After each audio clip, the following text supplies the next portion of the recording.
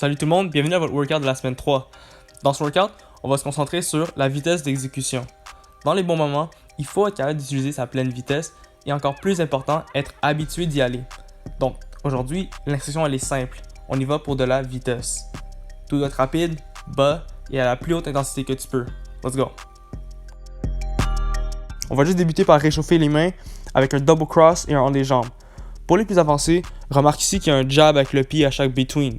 C'est juste plus naturel et plus réaliste pour ta feinte, mais sinon, garde tes pieds plantés au sol pour celui-ci.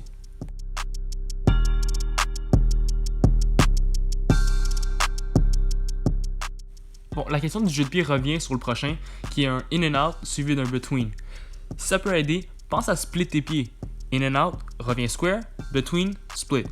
Ici, la clé c'est d'être bas. Vraiment, ce que je veux dire par là, c'est de garder le in and out et le between toujours en bas des hanches, sinon même à la hauteur des genoux.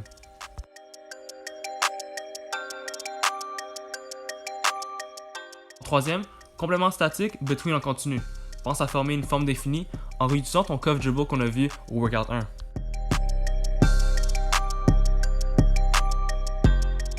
Si le concept de jeu de pied est encore flou, le prochain jour devrait éclairer tout ça, j'espère. D'abord, c'est un between, between et hésitation. Si on remarque le footwork, en contraste avec le dernier drill, les pieds split à chaque between et reviennent square pour résister. C'est ça qu'on entend par jeu de pied. D'autres détails, les yeux qui suivent chaque move, la main opposée sur les stations, c'est toutes des petites choses qui contribuent à rendre tes feintes crédibles.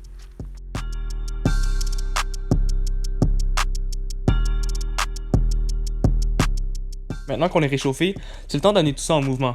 Le plus simple qu'on peut faire, c'est d'imaginer une ligne droite et de faire between pound en rapid fire.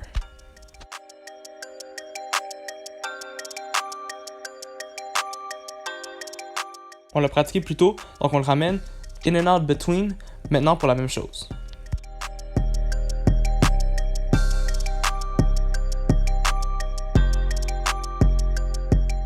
On a vu le tap cross au workout 2 et maintenant on progresse en l'amenant en mouvement. Le rythme ici est particulier, donc si ça peut aider, plante ton pied pour le mini dribble et pense à faire une hésitation après chaque crossover. Pour notre zigzag series, place des points de référence à la largeur de la clé environ, comme des cônes. Et le but c'est de se rendre de cône en cône en un dribble. Sur les cônes à ma droite, on y va behind the back et à ma gauche, between the legs.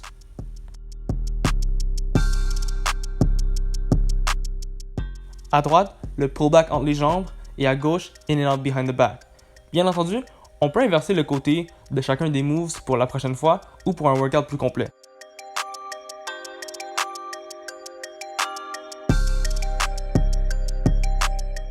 Le dernier est naturellement le plus complexe aujourd'hui.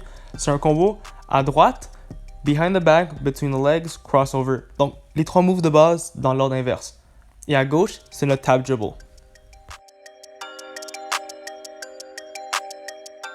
Voilà qui complète le workout de la semaine 3, qui se concentrait sur la vitesse d'exécution. Encore une fois, c'est essentiel d'être capable d'aller à pleine vitesse dans des situations où est-ce que c'est absolument nécessaire. Bon travail et on se voit à la semaine 4.